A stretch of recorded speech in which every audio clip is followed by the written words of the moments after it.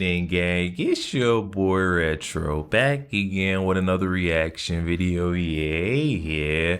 Today we got another huge update. So you guys can probably already tell it is going down. Just by that title alone, you guys are definitely gonna want to see this one. As we got that CBS host Margaret Brennan facing some major backlash after this interview she just conducted with the USAid whistleblower, discussing the evils of Elon Musk and how bad he truly is. Guys, I'm excited to get this one, so we're not straight into it. Make sure you guys hit that like button, hit that subscribe button. Before we get into it, you guys, hit that like button, also hit that subscribe button for your boy. And without further ado, let's get straight into it, folks. Check this one out. Why in our conversation do you think you need to remain anonymous? It has been a very hard week. Personally, professionally, as I said, I live in Washington, D.C. Many of my colleagues work in this field. Starting from January 21st, so the first day of the new administration, things started to go sideways very quickly. The atmosphere of fear that was in the USAid building, which we're no longer in, the atmosphere of fear in terms of not knowing who was in the building, not knowing what their motivations were, not knowing if our emails or channels were safe, not knowing how to interpret these executive orders, right, around DEIA or administration priorities. All of that created an atmosphere of massive insecurity. Doge members, including Elon Musk, have access to not just the data within the USAid world, right, and the USAid system, which includes my personal email address, my social security number, my entire security file. My information is entirely compromised, and it's in hands that I don't trust. What is absolutely clear to me is that the methods being used to achieve this so-called efficiency, not only do they not seem to be vetted and approved by the President of the United States or our Secretary Marco Rubio, they're entirely the actions of a rogue few individuals. They're dangerous, they're illegal, they're cruel more than anything. Oh my goodness, this does not sound like a whistleblower, guys. This sounds like a crybaby to me. Maybe it's just me. Few individuals. They're dangerous, they're illegal, they're cruel more than anything.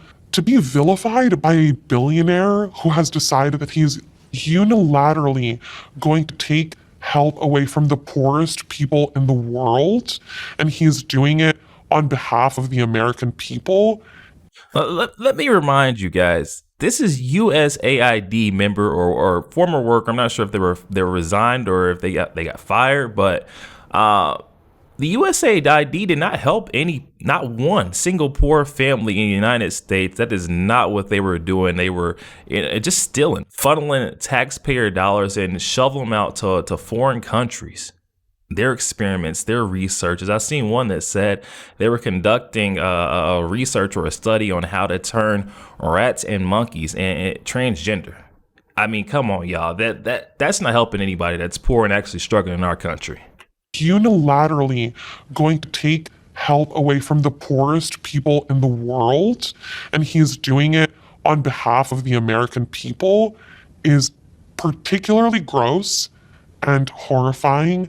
And I am angry, I am sad, I am devastated for my colleagues, for myself, for my family, and for the American people. I mean, first of all, the hypocrisy is off the charts. The same leftist media hacks that have been doxing Doge employees, actively investigating them and trying to ruin their lives, are now suddenly so concerned about protecting the anonymity of these USAid employees that are coming forward. How convenient is that? I guess if you're part of the corrupt deep state, the media will bend over backwards to protect you, but if you're somebody who's exposing the swamp and trying to reform government, you're public enemy number one. That's pretty much what I'm gathering here. But this interview, I mean, it was a complete joke. A total one-sided propaganda piece, just like we saw with the 60-minute interview with Kamala Harris. You know, clearly they're trying to paint these poor government workers, these poor federal employees at USAID as victims of Donald Trump's regime. But that's not at all what happened here. And what's funny is at one point this whistleblower tried to invoke Marco Rubio, but let's just say I wouldn't advise them to invoke Marco Rubio's name. Because Marco Rubio just laid out the facts that these USAid employees actually aren't just victims that were targeted by the Trump regime. No, I think we could probably more accurately describe the situation with USAid as they brought this upon themselves. The head of Doge, Elon Musk, called USAID a criminal organization and added that it is time for it to die. Do you agree with that? Let me walk you through the history of this agency. It was created as a way of doing humanitarian assistance in the world, separate from the State Department at the time. But it said you have to take policy direction from the Secretary of State, the National Security Council, the White House, and all elements of government. They have basically evolved into an agency that believes that they're not even a U.S. government agency, that they are a global charity, that they take the taxpayer money and they spend it as a global charity, irrespective of whether it is in the national interest or not in the national interest. So they just don't consider that they work for the U.S. They just think they're a global entity and that their master is the globe and not the United States. And that's not what the statute says, and that's not sustainable. The president put a pause on all foreign aid. We go to USAID, which is a big chunk of foreign aid, $40 billion or so. They're completely uncooperative. They won't tell you what the programs are. They refuse to answer questions. They try to push through payments. Even after the executive order, they were still trying to push money through the system. Can it be reformed or does it need to die? Well, that was always the goal, was to reform it. But now we have rank insubordination. Now we have basically an active effort where their basic attitude is, we don't work for anyone. We work for ourselves. No agency of government can tell us what to do. So the president made me the acting administrator, and we're going to go through the same process at USAID as we're going through now at the State Department. This is not I mean, come on, you guys. Excuse me. It's as clear as can be. Donald Trump said it multiple times. Elon Musk said it multiple times. I think Press Secretary Caroline Leavitt also said multiple times that they're going to go line item by line item, trying to figure out where there is wasteful spending within our federal government. And we need to pay attention, because every time we start assessing, we start getting close to the good stuff, they start hollering, they start hooting and hollering on the left. There's mass panic and freak outs, bunch of meltdowns. We need to pay attention to those folks who are screaming the loudest, because they know where the bodies are hit. I'm telling you right now, you guys, we must be on to something or getting very close, because of the amount of panic and chaos that we're seeing coming from these folks on the left, especially with this USAID. I mean, these folks just won't give it up. not about getting rid of foreign aid. There are things that we do through USAID that we should continue to do. That makes sense. And we'll have to decide, is that better through the State Department, or is that better through something, a reformed USAID? That's the process we're working through. There are things that are happening at USAID that we should not be involved in funding, or that we have a lot of questions about,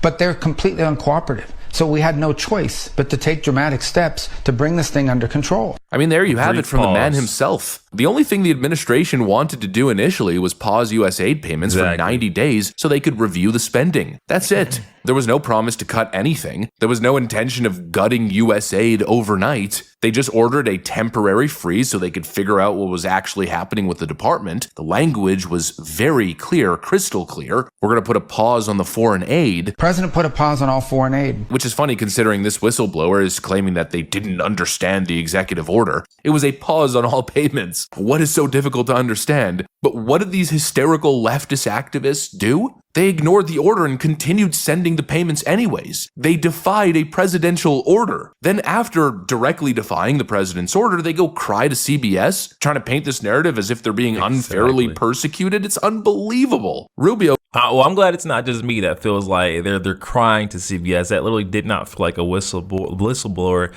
No credible facts whatsoever. Just a bunch of whining and crying from the typical millennial DEI hires, what it seems like to me.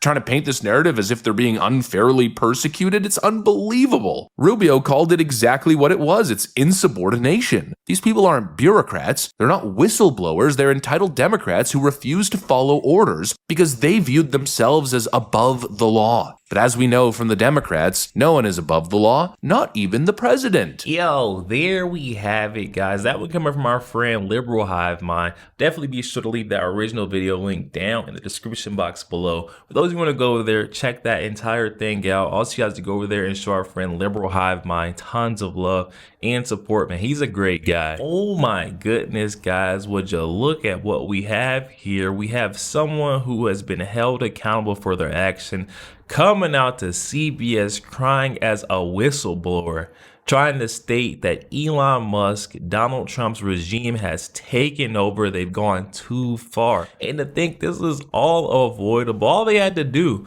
was stop their spending, stop shoveling our tax dollars out to foreign countries for a little 90 days is all it took. Donald Trump says he's going to put a brief pause on all our, foreign expenditures. And guess what? These folks couldn't even do that. Still continuing to go against the orders. Elon Musk, Donald Trump, and guess what? Now they have to face the music. They have to face the consequences for it. And now they're crying to CBS, trying to say that they're the victim of it all, guys. We voted against this. We did not want our tax dollars being misused by these Democratic lunatics on the left. Obviously taking advantage of these programs, especially USAID. The places our tax dollars are going to would blow your mind, guys. I mean, we voted for this. The country spoke up. All these folks that are still crying, coming out, going against it need to get out the way, y'all. But definitely hop in the comment section. Let me know y'all thoughts. Also, make sure you guys hit that like button, hit that subscribe button. You'd enjoy more content like this. Catch you guys on the next week.